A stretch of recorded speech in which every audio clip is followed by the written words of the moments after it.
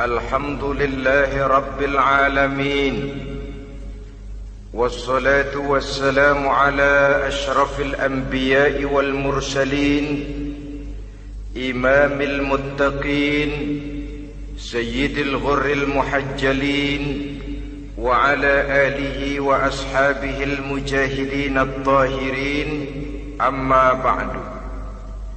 Saudara-saudara kaum muslimin rahimakumullah,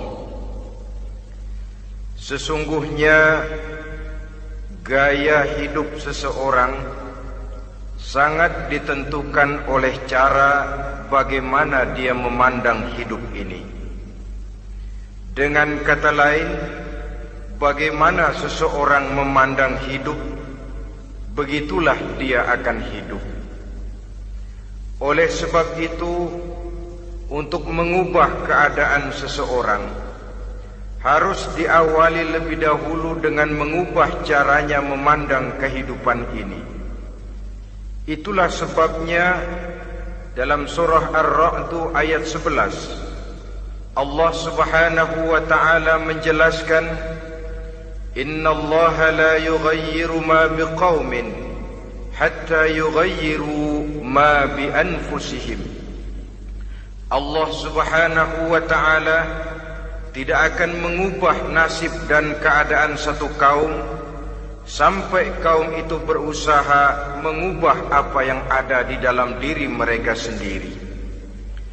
Yang ada di dalam diri itu tentu tidak lain adalah rule of thinking, bahasa kerennya state of mind, kata orang Kulon. Cara berpikir, cara memandang kehidupan yang akan sangat mewarnai cara orang menjalani kehidupan itu sendiri. Oleh karena itu, pada pertemuan kali ini kita akan membicarakan tentang dasar dan tujuan hidup dari seorang muslim di dalam kehidupan ini. Yang pertama, tentang dasar dan landasan hidup. Seorang muslim tak dapat lain mendasarkan kehidupannya dengan Islam. Di dalam mendasari kehidupan dengan Islam ini, Allah Subhanahu wa ta'ala menuntut, Ya ayyuhalladzina amanu dkhulu fis silmi kafah. Hai orang-orang yang beriman, masuklah kamu ke dalam Islam itu secara total, secara utuh, secara seluruhnya. Jangan separuh-separuh, jangan sepotong-sepotong. Mendasari hidup dengan Islam artinya menjadikan Islam sebagai way of life, sebagai rule of thinking, sebagai state of mind di dalam kita memecahkan problema-problema kehidupan, sehingga tidak satu persoalan hidup yang bagaimanapun kecilnya sekalipun yang tidak tersentuh oleh nilai-nilai ajaran agama Islam ini. Kemudian di dalam mendasarkan hidupnya dengan Islam, ia mempunyai satu keyakinan. Pertama, Islam sebagai dasar hidupnya adalah agama yang sesuai dengan fitrah daripada manusia. Allah Subhanahu wa ta'ala pencipta manusia. Allah Subhanahu wa ta'ala yang menurunkan agama Islam. Oleh sebab itu, tentu saja seluruh konsepsi Islam ini sudah diukur sedemikian rupa sesuai dengan kemampuan yang dimiliki oleh manusia. Secara logika bisa kita katakan, pabrik mobil di Jerman misalnya bikin mobil namanya Mercy. Seiring dengan itu dikeluarkannya buku petunjuk. Mobil ini bernama Mercy, kecepatan maksimal sekian ratus kilometer per jam, daya angkutnya sekian ratus kilogram.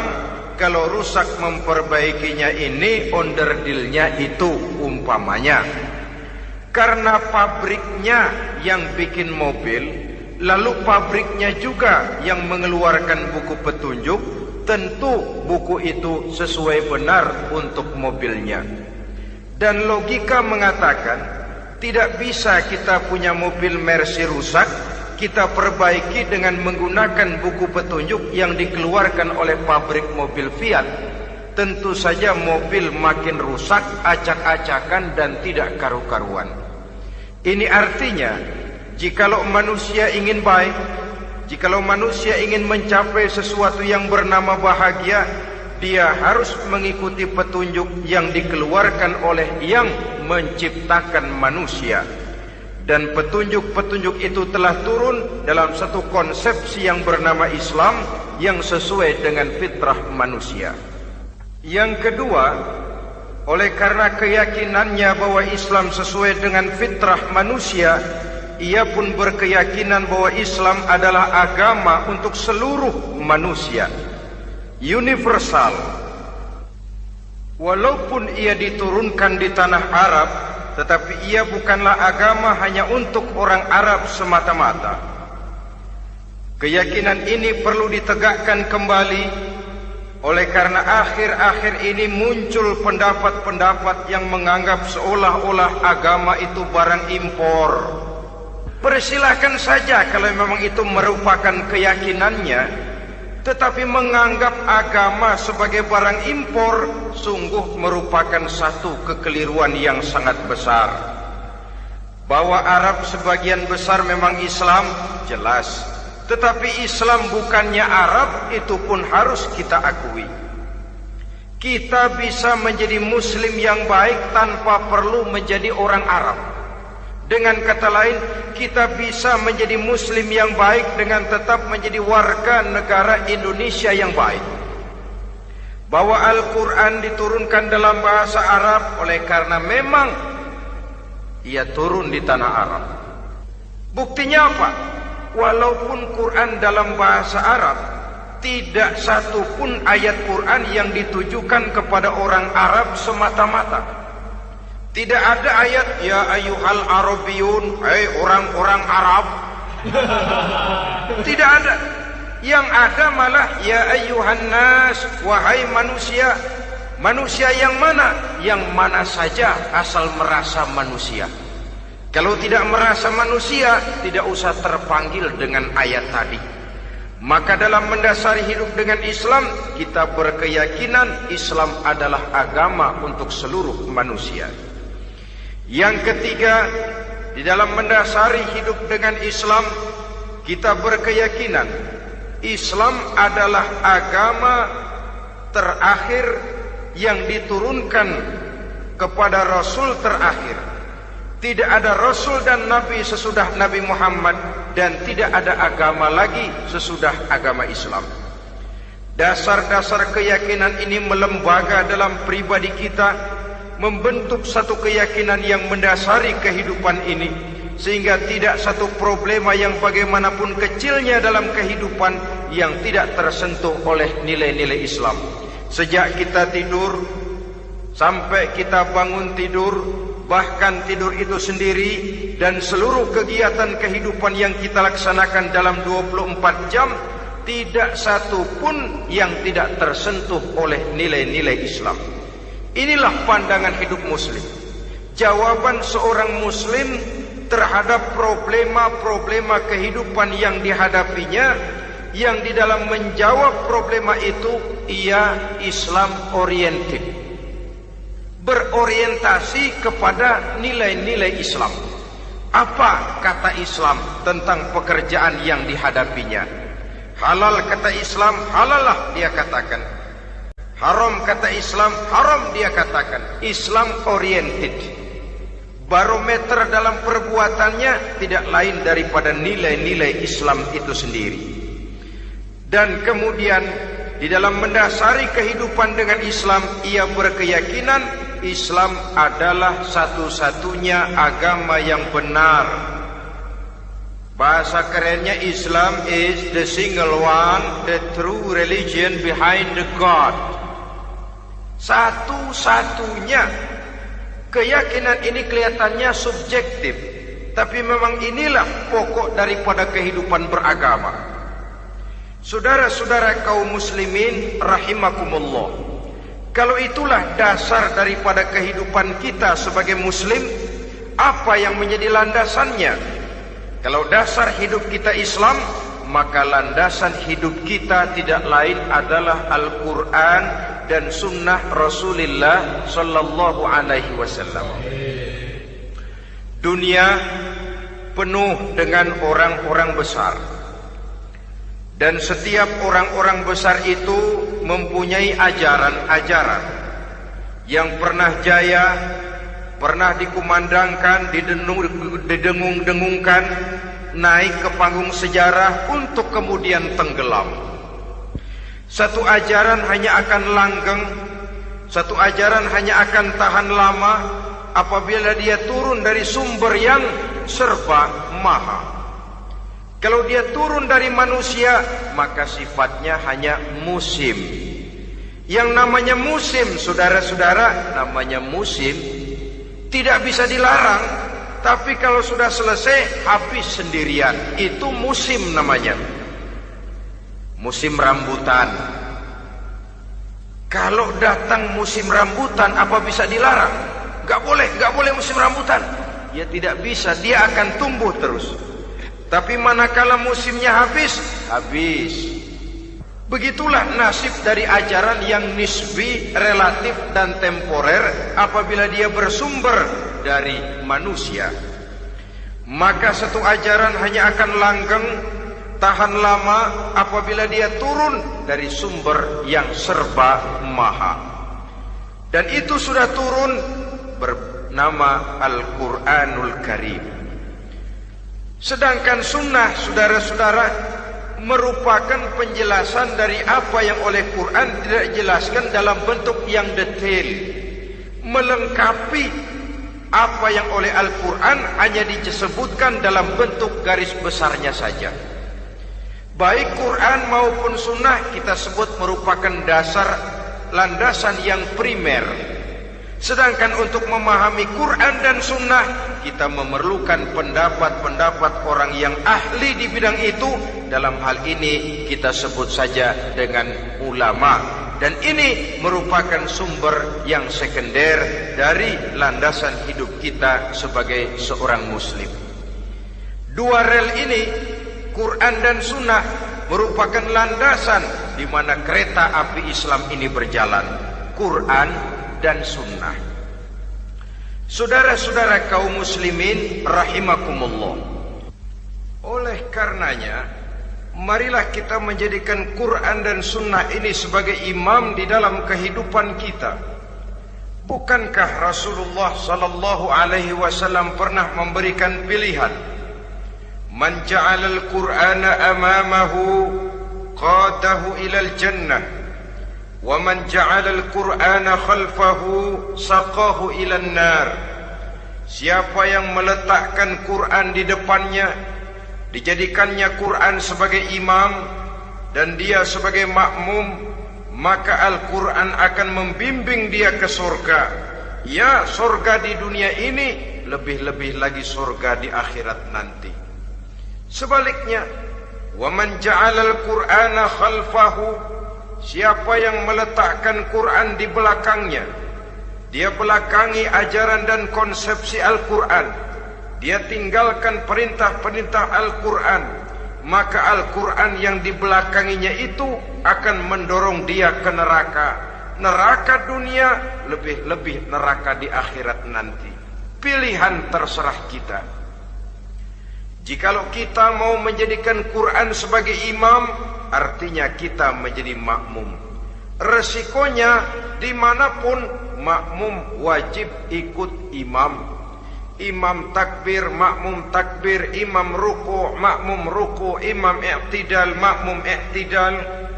Jikalau Quran imam kita dan kita adalah makmum, maka itu berarti jikalau ke barat komando Quran, ke barat kita pergi.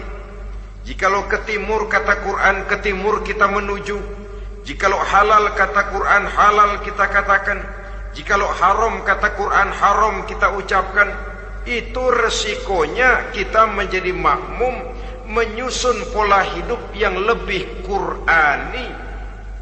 Tapi sebaliknya, ke barat komando Quran, ke timur kita pergi, ke utara kata Quran, ke selatan kita menuju. Halal kata Quran malah kita tidak mau melaksanakannya. Haram kata Quran kita senang bukan main. Artinya kita mau menjadi makmum dan Quran kita jadikan sebagai makmum, kita sendiri malah mau menjadi imam. Kita paksa konsepsi Al-Quran itu supaya sesuai dengan naluri kemanusiaan kita, mengotak-atik hukum, menghalalkan yang haram, mengharamkan yang halal.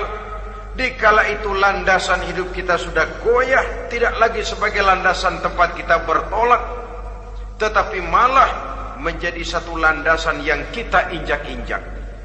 Sesungguhnya saudara-saudara, Quran tidak akan membawa berkah, tidak akan menjadi rahmatun wa shifaun lil mu'minin, menjadi penyembuh, menjadi rahmah bagi orang-orang beriman, apabila yang kita baca itu kita injak-injak di dalam kehidupan. Upaya menyusun hidup yang lebih Qur'ani ini seiring dengan usaha kita menjadi warga negara yang baik. Yang saya katakan di awal tadi, tidak saling dan tidak harus saling bertentangan. Jadi dengan demikian, dasar hidup kita sebagai muslim adalah Islam, dan landasan hidup kita tidak lain adalah Al-Quran dan sunnah Rasulullah Sallallahu Alaihi Wasallam. Ini landasan tempat kita bertolak. Ini yang mewarnai gaya kehidupan kita. Apapun yang mau kita lakukan, tempat kita bertanya lebih dahulu Quran dan sunnah. Saya mau melakukan pekerjaan ini, apa kata Quran? Saya mau pergi ke tempat ini, apa kata Quran?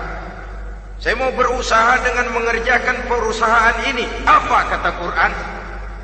Merupakan landasan daripada kehidupan kita. Ini yang saya katakan tadi, membentuk rule of thinking, state of mind, bahwa gaya kehidupan kita diwarnai oleh landasan hidup yang bertumpu pada ajaran Al-Quranul Karim dan sunnah Rasulullah Sallallahu Alaihi Wasallam. Baiklah ya, ini yang pertama tentang dasar dan landasan hidup. Yang kedua tentang tujuan hidup. Kalau sudah ada landasan tempat kita bertolak, lalu kemana pantai yang akan kita tuju? Mau apa sih kita hidup ini? Berleha-leha, menjalani acara rutin, bangun tidur sampai tidur lagi, kemudian besok begitu lagi, sampai menunggu datangnya sang ajal? Atau ada satu tujuan yang akan kita capai di dalam kehidupan ini? Apabila kita teliti, maka Al-Quran mengajarkan tujuan hidup setiap muslim pada dasarnya ada dua. Pertama, kita sebut saja tujuan jangka pendek. Tujuan jangka pendek itu sasarannya dunia sekarang ini. Bentuknya horizontal. Targetnya agar setiap pribadi muslim menjadi rahmatan lil alamin, rahmah bagi lingkungannya. Inilah yang oleh agama dinamakan hablum minan nas, yang isinya adalah ilmu dan peradaban. Jadi dunia dan seluruh isinya merupakan tujuan jangka pendek saja. Untuk mencapai tujuan jangka pendek, dunia dan seluruh isinya, unsur penunjangnya adalah pendidikan, pengalaman, atau nasib. Makin tinggi pendidikan, makin mudah menjangkau hidup. Makin banyak pengalaman, makin mudah menguasai dunia. Atau karena faktor nasib, pendidikannya tidak seberapa, pengalaman pun kadang-kadang dangkal, tapi karena nasibnya lagi hoki, kata orang sekarang, nasibnya lagi bagus, Dia naik ke panggung memegang peranan. Faktor yang namanya nasib ini ada, tapi tidak bisa dijadikan sandaran.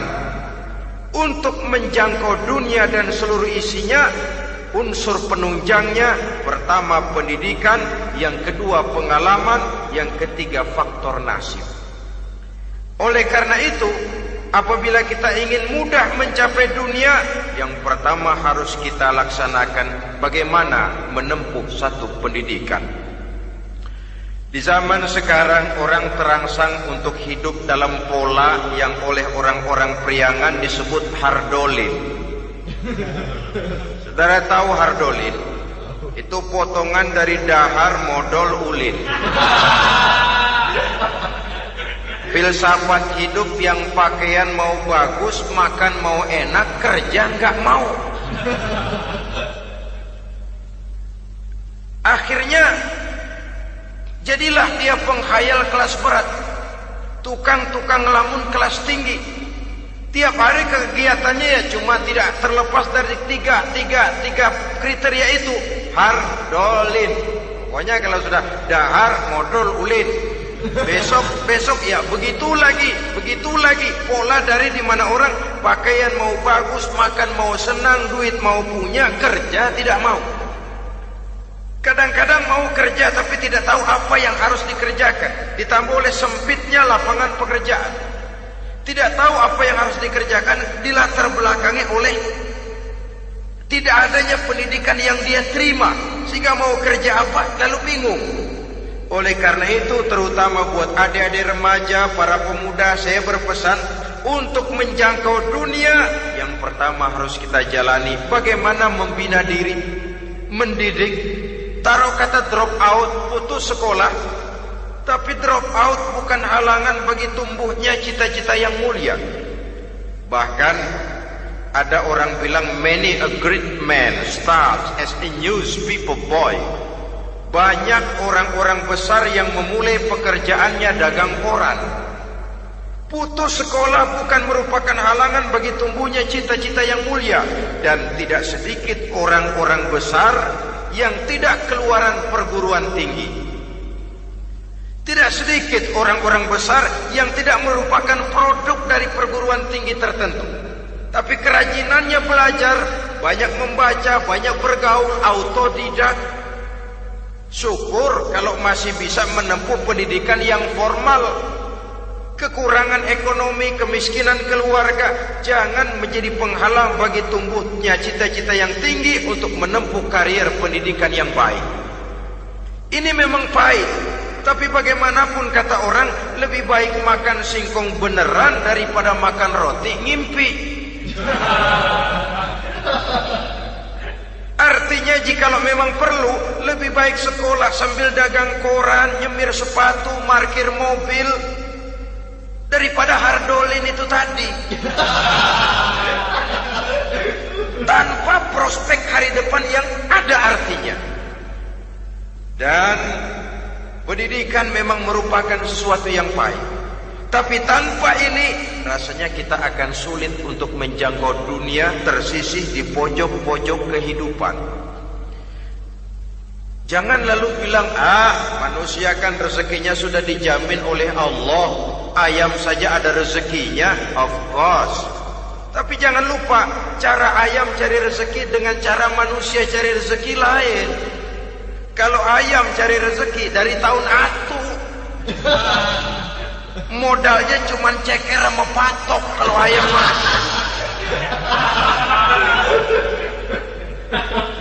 Asal bisa nyeker, bisa matok, ayam dapat rezeki.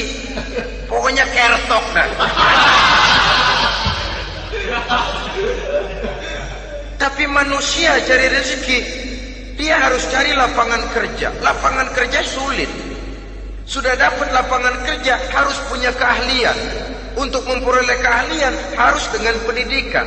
Berhadapan lagi dengan saingan-saingan, karena pasaran tenaga kerja tiap tahun puluhan, kalau tidak ratusan ribu pasaran tenaga kerja yang masuk lapangan kerja. Ini kenyataan. Semakin ke depan, oleh tingginya tensi ekonomi, oleh persaingan hidup yang makin tajam, oleh makin menggejalanya pola pikir industrialis yang membuat manusia individu, nilai-nilai semacam ini akan terasa makin berat. Oleh karenanya, tanpa pendidikan sulit untuk menjangkau dunia. Yang kedua, pengalaman, tenaga expert. Sehingga orang mengatakan experience is the best teacher. Pengalaman adalah guru yang paling bijaksana. Dengan pengalaman kita makin dewasa. Dan orang sering mengatakan kegagalan hakikatnya adalah keberhasilan yang tertunda. Jangan takut gagal, kalau itu akan mengantarkan kita kepada pola hidup yang lebih dewasa, lebih tegar, lebih sanggup menghadapi kesulitan-kesulitan. Dan faktor yang ketiga, nasib. Kadang-kadang orang pendidikannya tidak ada, kadang-kadang pengalamannya tidak seberapa, tapi karena nasib, engkongnya misalnya jadi komandan Hansip, dia naik jadi anggota Hansip. Itu karena faktor nasib saja. Yang ketiga ini ada, tapi tidak bisa dijadikan sandaran dalam arti bahwa kita lalu mengandalkan nasib. Lo nanti udah gede mau jadi apa? Gue sih gimana nasib aja dah. Jadi orang syukur, jadi gembel nasib. Tidak bisa kita menghadapi hidup dalam satu alur spekulasi. Tidak bisa kita menjalani skenario kehidupan ini dengan bersikap untung-untungan. Karena kehidupan walaupun tidak bisa dipastikan, paling kurang bisa dirancang, bisa direncanakan, bisa ditargetkan, bisa dianalisa kemungkinan-kemungkinannya. Walaupun tidak bisa dipastikan, tapi bisa diperhitungkan. Sebagai manusia yang terikat oleh causality, oleh hukum sebab akibat, sewajarnya kita memperhitungkan kemungkinan-kemungkinan itu. Kira-kira 5, 10, 15 tahun yang akan datang, sejauh mana kesulitan-kesulitan dalam kehidupan ini, sejauh mana persaingan dalam hidup, sejauh mana tenaga kerja dibutuhkan, sejauh mana keahlian dan skill menunjang ke arah itu. Kalau tidak, kita akan tersisih di sudut-sudut kehidupan untuk lebih banyak jadi penonton daripada menjadi pemain. Padahal kita ingin jadi pemain, kita ingin aktif, kita ingin punya peranan karena kita oleh agama dituntut menjadi rahmatan lil alamin, menjadi rahmah bagi lingkungan di mana kita tinggal, mewarnai lingkungan, bukan cuma diwarnai oleh lingkungan itu sendiri. Itu tadi tujuan jangka pendek sebagai tujuan yang pertama. Yang kedua, tujuan jangka panjang. Tujuan jangka panjang ini sasarannya adalah akhirat. Bentuknya vertikal, targetnya adalah mardotillah atau ridho daripada Allah. Dan ini yang oleh agama dinamakan dengan hablum minallah, tali vertikal yang menghubungkan manusia langsung dengan Tuhannya. Untuk mencapai tujuan jangka panjang akhirat ini, unsur penunjangnya adalah prestasi ibadah. Kalau untuk tujuan jangka pendek, dunia dan seluruh isinya, pendidikan, pengalaman dan nasib memegang peranan yang sangat penting, maka untuk akhirat, pendidikan, pengalaman, nasib tidak punya pengaruh banyak. Unsur penunjangnya adalah prestasi ibadah. Bagaimanapun tinggi pendidikan, bagaimanapun banyak pengalaman, tanpa prestasi ibadah, nol besar kita dalam pandangan Allah Subhanahu wa ta'ala. Saudara-saudara kaum muslimin rahimakumullah, itu sebabnya seorang muslim sholat, puasa, haji, zakat, yang kalaupun ada target dunia itu cuma side effect saja, sekedar satu efek sampingan. Target utamanya tetap tujuan jangka panjang, akhirat dan ridho Allah. Kenapa kita sholat? Untuk mencari ridho Allah. Kenapa kita laksanakan ibadah haji? Untuk mencari ridho Allah. Kita bangun di keheningan malam untuk mencari ridho Allah. Kalau ada akibat dunia, itu cuma akibat sekunder saja. Ada misalnya orang karena tekun ibadah rezekinya lancar, itu baru persekot, baru tanda jadi. Kadang-kadang persekotnya saja sudah nikmat kok, apalagi cashnya, kontannya. Sebaliknya kalau ada orang rajin ibadah rezekinya seret, jangan jadi alasan. Kok lu nggak sembahyang? Alah, tetangga gua rajin sembahyang melarat terus. Ya memang sholat itu bukan dengan target dunia, target akhirat, saudara-saudara.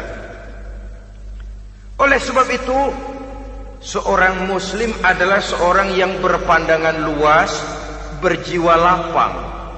Maksudnya apa? Tujuan jangka pendek dan jangka panjang ini harus dia raih kedua-duanya. Ini yang oleh Al-Quran diajarkan agar setiap muslim mencapai fid dunia hasanah wa fil akhirati hasanah. Kebaikan di dunia, kebaikan di akhirat. Itu arti hasanah. Jangan macam orang dulu, punya istri dua pergi haji.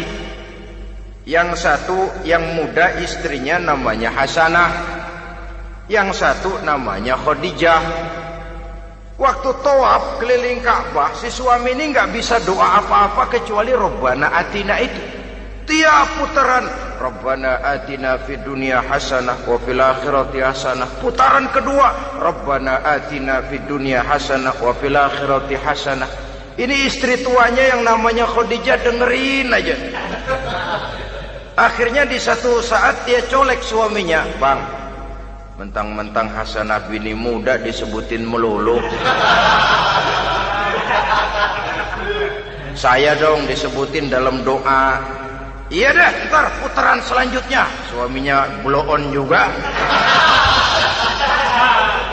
Putaran kedua dia baca Rabbana atina fid dunya hasanah wa fil akhirati Khadijah.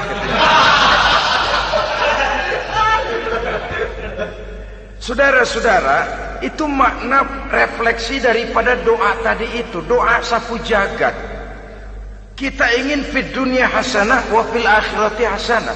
Tujuan jangka pendek dunia tercapai, tujuan jangka panjang akhirat dan ridho Allah juga tergapai. Oleh sebab itu Al-Quran menjelaskan, wabtaghi fima atakallahu ad-daral akhirah wala tansa nasibaka minad dunya. Dengan karunia yang diberikan Allah kepadamu, carilah bahagia akhirat. Wala tansa nasibaka minad dunya, tetapi jangan lupakan bagianmu dalam kehidupan di dunia ini. Cari akhirat, utamakan akhirat dengan tidak usah melupakan jatahmu di dunia. Kenapa saya katakan seorang muslim berjiwa besar? Sebab andai kata dia gagal mencapai tujuan jangka pendek, andai kata dia gagal di dunia, dan dia oleh Islam diajarkan jangan sampai gagal, tapi andai kata dia gagal, dia masih punya tujuan jangka panjang, akhirat dan ridho Allah. Dia masih bisa menghibur diri, biarlah di dunia kita sederhana, bahkan biarlah susah di dunia, asal di akhirat kita bahagia. Orang yang tidak punya pandangan hidup semacam ini, surgalah dunia ini, segalanya telah tertumpu di sini. Bila umurnya selesai, ajalnya datang, selesai sudah, surganya sampai di situ, dan dia tidak punya pengharapan lain di belakang itu. Maka seluruhnya bertumpu pada kehidupan di dunia, padahal dunia seperti air laut, makin diminum makin haus, makin kering tenggorokan. Dunia yang diperturutkan menyeret manusia ke dalam lingkaran setan, terjebak dalam sifat yang namanya tamak bin rakus alias serakah.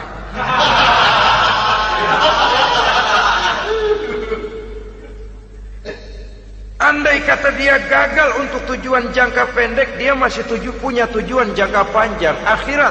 Dia masih sanggup berkata, biar di dunia kita sederhana, bahkan biar kebelangsak sengsara susah di dunia, asal di akhirat kita bisa bahagia. Kan masih ada harapan. Yang paling bangpak,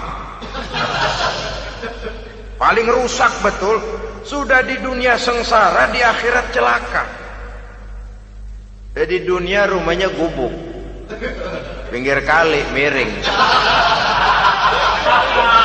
asal hujan bocor, utang selebar warung. Bayang kagak, ngaji enggak, puasa enggak, saban malam merit mulu.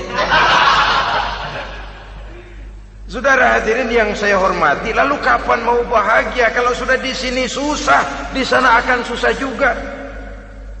Ini yang pertama, seorang muslim, seorang yang optimis, berjiwa besar, luas pandangan. Kegagalan dia dalam jangka pendek tidak menyebabkan dia melupakan tujuan jangka panjang.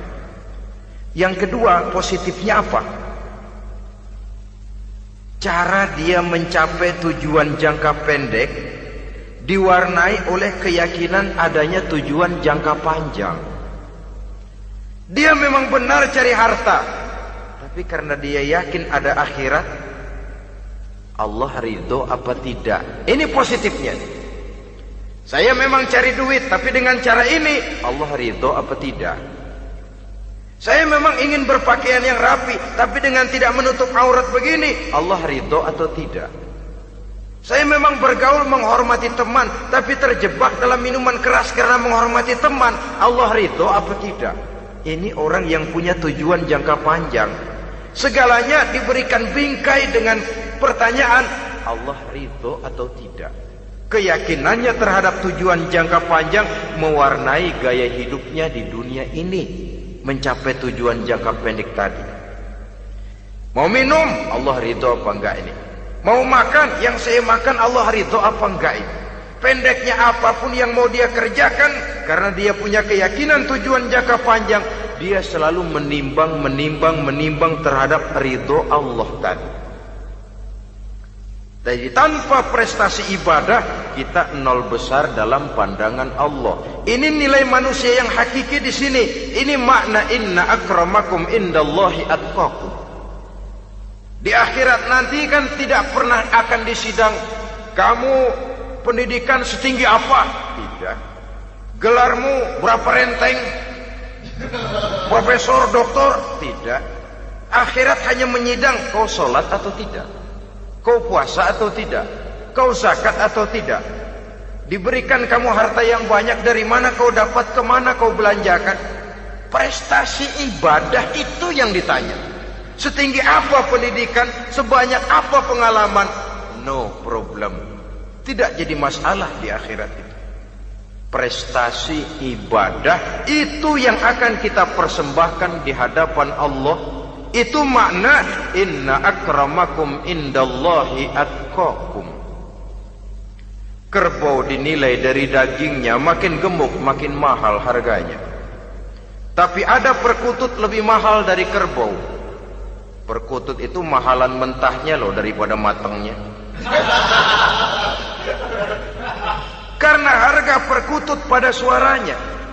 Lalu di mana harga manusia yang paling gemuk? Tidak.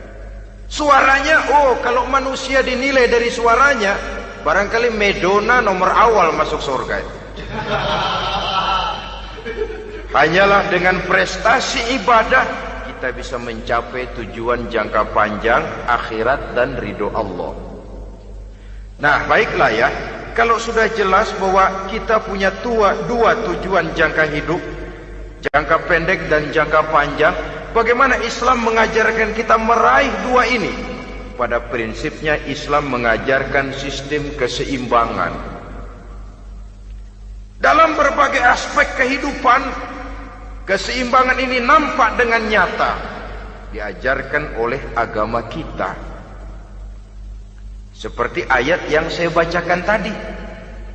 Dengan karunia yang diberikan Allah kepadamu, cari negeri akhirat, tapi jangan lupakan bagianmu di dunia ini. Dalam bentuk yang lebih nyata, bekerjalah untuk duniamu seolah kau akan hidup buat selamanya, tapi bekerjalah buat akhiratmu seolah kau akan mati besok. Manifestasinya dalam kehidupan, misalnya orang kaya diperintah membantu yang miskin, tapi orang miskin dianjurkan berusaha.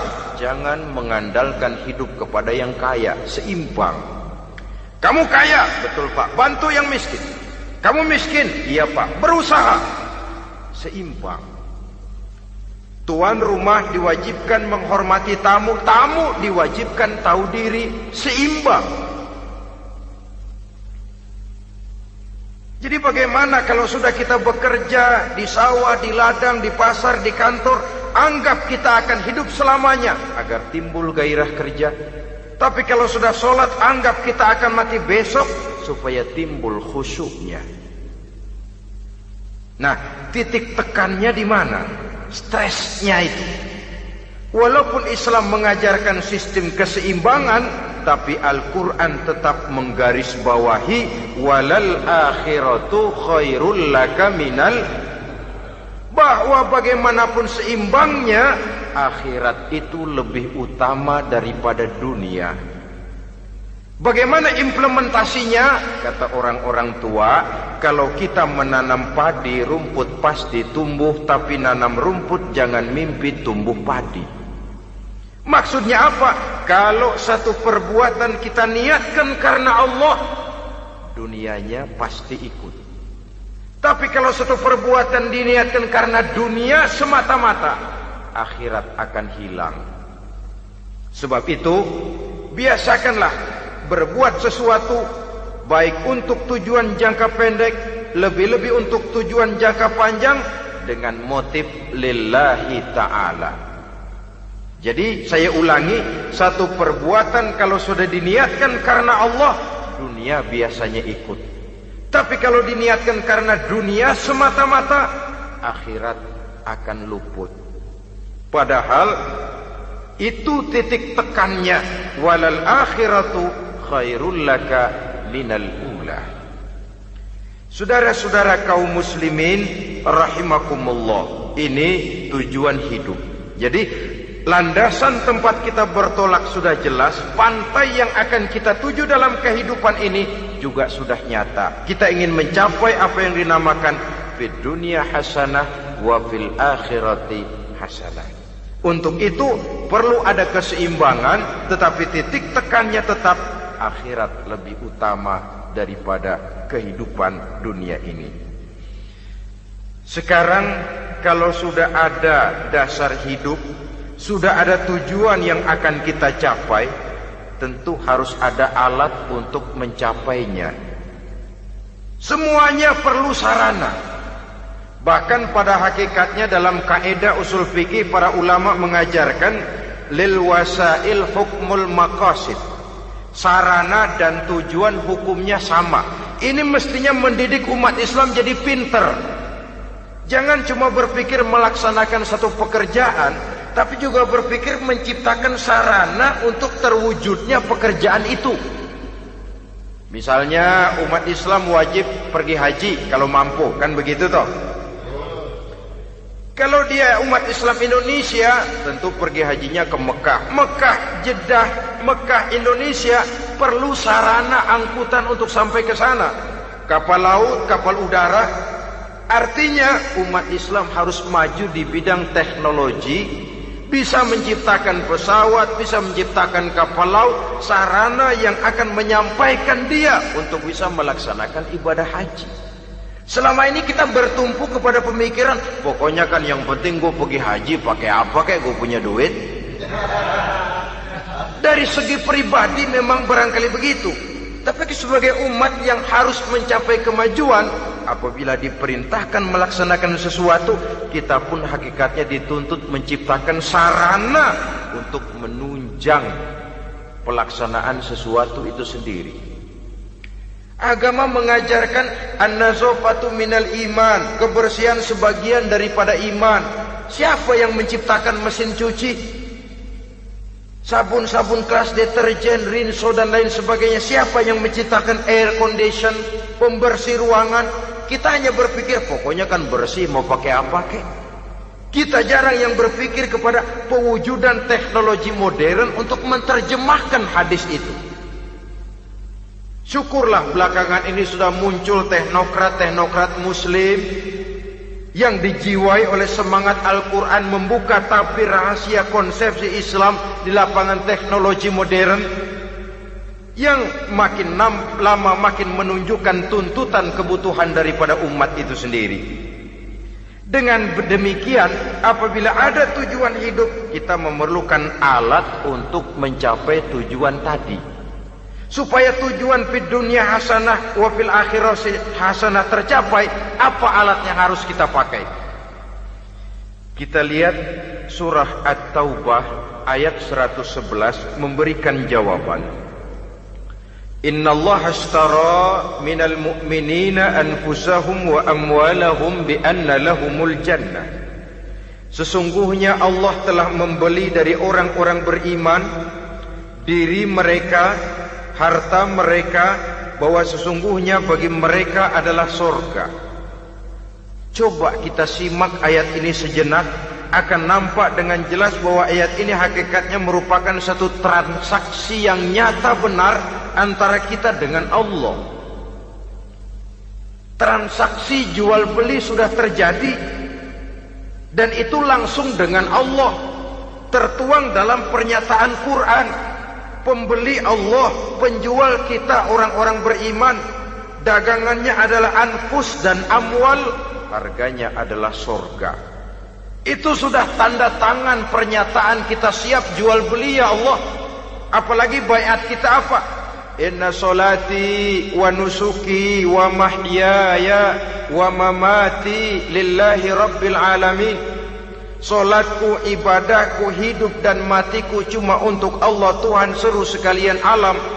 Minimalnya 5 kali sehari semalam baiat ini kita ulang dan kita ulang. Kenapa lalu kita tidak konsekuen?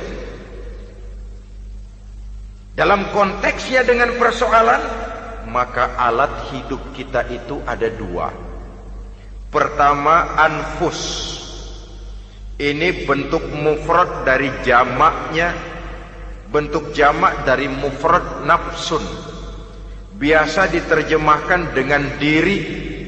Yang dimaksud dengan diri adalah kepribadian. Yang dimaksud dengan kepribadian ialah kekayaan yang kita miliki dalam kepribadian kita. Artinya bisa tenaga, pikiran, konsep, gagasan, wewenang, ide, pangkat, jabatan, kemampuan, keahlian, skill, itu semuanya masuk ke dalam anfus, diri. Sedangkan amwal bentuk jamak dari mufrad malun, biasa diterjemahkan dengan harta. Pengertian di sini ialah seluruh bentuk-bentuk materi yang berada di bawah kekuasaan kita. Bisa rumah, bisa uang, bisa tanah, bisa kebun, bisa pabrik, bisa peternakan, itu semuanya amwal. Nah, baik anfus maupun amwal, diri, tenaga kek, pikiran kek, harta kek, pangkat kek, jabatan kek, wewenang kek, keahlian kek, untuk tujuan jangka pendek harus jadi rahmah bagi lingkungan. Untuk tujuan jangka panjang harus menunjang jalan menuju ridho Allah. Jadi kalau pangkat kita menjauhkan kita dari ridho Allah, itu bukan nikmat tuh, azab.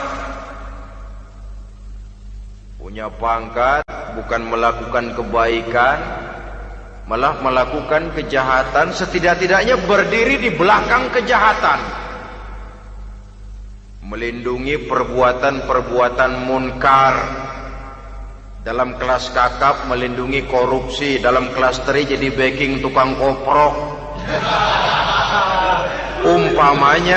Umpamanya itu sudah menyalahi. Alat tidak digunakan untuk mencapai tujuan, itu untuk tujuan jangka pendek. Lalu amwal harta, uang, tanah, rumah, kebun untuk tujuan jangka pendek harus menjadi rahmah bagi lingkungan. Sedang untuk tujuan jangka panjang, baik diri maupun harta harus menunjang jalan menuju ridho Allah, harus meningkatkan prestasi ibadah kita kepada Allah Subhanahu wa ta'ala. Malah yang namanya amwal ini tanggung jawabnya lebih berat loh saudara. Kalau saudara diberikan ilmu, sidang akhirat cuma satu. Ilmumu kau amalkan untuk apa? Saudara diberikan umur panjang, pengadilan akhirat cuma bertanya satu, umurmu kau habiskan di mana? Tapi saudara diberikan harta, pertanyaan akhirat dua, hartamu kau dapat dari mana? Kau belanjakan kemana?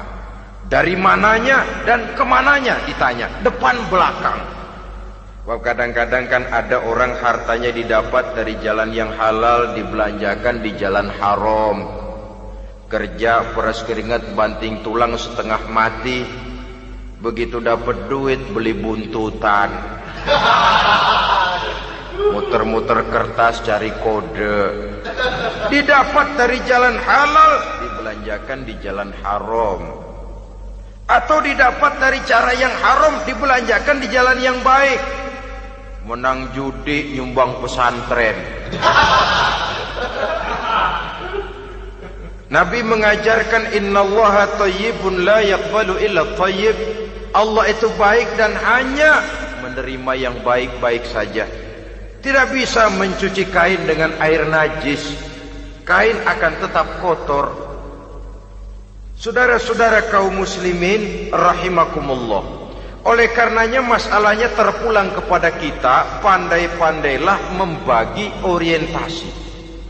Suatu saat tenggelam kita dalam kesibukan dunia dan seluruh isinya untuk mencapai tujuan jangka pendek. Lain saat tenggelam kita memfanakan diri untuk mencapai tujuan jangka panjang, akhirat dan ridho Allah. Karena kehidupan ini bukan berjalan tanpa batas. Umur ini bukan satu karunia tanpa pertanggungan jawab. Satu saat setuju atau tidak, rela atau terpaksa, kita akan sampai kepada garis finish daripada perjalanan kehidupan dunia ini, yang memang merupakan satu perjalanan panjang, a walking tall. Kata orang Kulon, a walking tall, satu jalan yang demikian jauhnya. Entoh kita akan sampai ke garis finish. Bila datang ajal, senja kehidupan datang, malam menyelimuti. Datangnya tidak pernah kita sangka, tapi sekali dia datang, tidak satu kekuatan yang bisa menolak. Kehadirannya tidak pernah kita harapkan, tapi satu kali dia datang bertamu, pasti terjadi. Dan itu pasti akan kita temui. Alangkah malangnya pada saat kembali itu datang, kita tidak punya prestasi ibadah. Lalu apa artinya prestasi dunia? Apa artinya tujuan jangka pendek kalau kita harus kehilangan tujuan jangka panjang? Rumah kita yang besar, pangkat kita yang tinggi, harta kita yang banyak, bisakah menolong kita untuk kalau sudah kumpul di padang mahsyar nanti?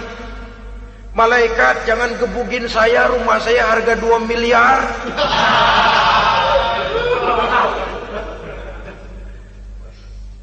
Sudahlah malaikat, damai saja, itu Rolls Royce saya. Pakai saja malaikat, pakai. Kata malaikat, gue budak, gue nggak butuh gituan. Hanya prestasi ibadah yang bisa menyelamatkan kita pada kondisi semacam itu. Jadi oleh karena itu saudara-saudara, biar di dunia ini rumah kita besar, mobil bagus, uang banyak, pabrik ada, usaha lancar, asal di akhirat masuk surga aja. Gak apa-apa. Daripada di dunia sengsara, di akhirat neraka, senangnya kapan? Sudah di sini sengsara, di sana kebelangsak. Itu yang orang-orang tua bilang lacur kuda namanya. pelan dipecut, kenceng digentak, setengah mati, serba salah. Kuda kalau bisa ngomong, gue setengah mati, serba salah. Pelan dipecut, kekencengan ditarik, itu yang namanya lacur kuda begitu. Serba salah posisinya.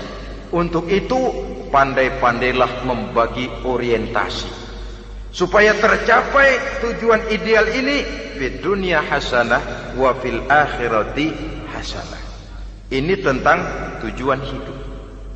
Nah, untuk mencapai tujuan ini, kita tidak berjalan sendiri. Kita perlu teman hidup. Di samping teman hidup, ada pula lawan hidup. Siapa teman hidup kita untuk mencapai tujuan hidup ini? Dalam arti sempit, teman hidup kita suami istri yang taat kepada Allah. Suami istri lebih dari sekedar satu pasangan, juga saling melengkapi, merupakan bagian daripada kehidupan. Suami adalah teman istri, istri adalah teman suami untuk mencapai tujuan hidup tadi. Mencapai fid dunya hasanah wa fil akhirati hasanah. Seiring, seirama, selaras, serasi, seimbang, kata orang sekarang. Teman dalam arti sempit. Adapun teman dalam arti luas, setiap orang yang pandangan hidupnya sama dengan kita. Setiap orang yang akidahnya sama dengan kita. Terlepas dari suku bangsa apapun, warna kulit apapun, bahasa apapun, jikalau keyakinannya sama, pandangan hidupnya sama, dia adalah saudara kita dalam artian yang luas. Islam tidak kenal teritorial, maka tidak ada itu Islam Jepang. Ya walaupun secara formalnya ada, tapi informal Muslim adalah Muslim, diikat dengan akidah. Itu teman hidup. Lalu lawan hidup siapa? Pertama iblis, dalam segala bentuk dan implementasinya. Yang kedua, setiap orang yang pandangan hidupnya tidak sama dengan kita secara ideologis, itulah lawan hidup kita. Maka yang teman jadikan teman, yang lawan jadikan lawan. Jangan teman dijadikan lawan, lawan dijadikan teman. Itu namanya kopiah dipasang di kaki, pak bakyak naik ke jidat. Wajar kalau kepala lalu jadi benjol. Salah milih teman, salah cari lawan. Salah milih teman, salah cari lawan. Akibatnya kita yang akan susah di kemudian hari nanti. Saudara-saudara kaum muslimin rahimakumullah, oleh karenanya pandai-pandailah dalam hidup ini. Yang teman jadikan teman, yang lawan jadikan lawan. Kalau lawan kita jadikan teman, sementara teman kita jadikan lawan, dan itu yang banyak terjadi dalam praktek kehidupan, kita tidak akan bisa mencapai tujuan karena akan tertarung di kaki sendiri. Nah, ini sajalah yang kita bicarakan pada pertemuan kali ini. Mudah-mudahan ada manfaatnya. Terima kasih atas segala perhatian. Mohon maaf atas segala kekurangan. Usikum wa nafsi bitaqwallah.